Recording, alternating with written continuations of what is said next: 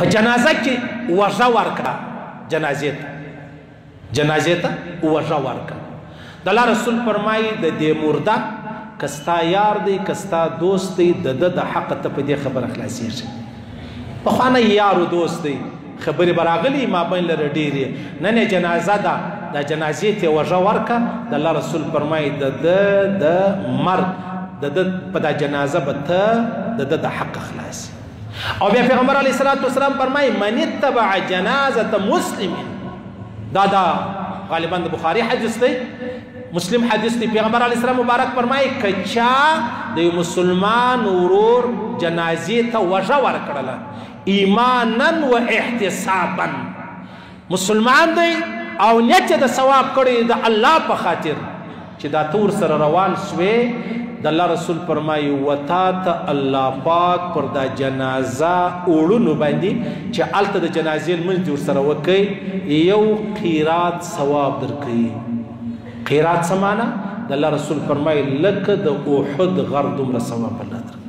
او بیا که ته راولاړ شولې په جنازې په لمانځه کې خو شرکت ورسره وکئ، بیا هلته په دفن کې هم ورسره شریک شولې، په قبر کې ورته ولاړ وې چې دی یې پټوئ هلته هم ورسره شریک شوې، د الله رسول فرمایي 2 قیراته ثواب الله درکوي. 2 یو قیرات لکه د احد غر، او دا 2 واره د احد غر دا د یو مسلمان ورو په جنازه کې موږ شریکان شو. نو ما ورته خو جنازې لره په دغه ورځو بابا جنازې له راغلی د جنازې له به ورځو، د ورور جنازې له راغلی د جنازې له به ورځو، بس دا نو زموږ دی جانداري د دا نو زموږ دی، بس دا د ډېره وخته دی زموږ جنازې له موږ دی جنازې لره. هغه لوی عظیم رب مې هم هېر دی، هغه چې لوی عظیم رب په خپل عظیم نبي باندې موږ ته ویلي دي چې جنت الله درکوي ګناوې الله درځي، هغه مې هېرې دي.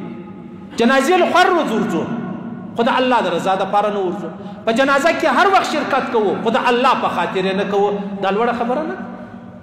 بیا پیغمبر علیه السلام مبارک به چې چاته جنازې لمونځ ورکوي نو بیا پیغمبر مبارک په 3 موټه خاوره دا ودا قبر ته په خپله ورچو، دا مستحب کار دی، دا نیک عمل دی. و یو سړی مړ سو بیا چا په خوب ولید الله څه معامله در سره وکړل، الله پاک د مسلمان ورور په جنازه کې مې شرکت وکړي و دا قبر ته ما خاوره ور واچول، الله پاک په دې زه وبخښلم.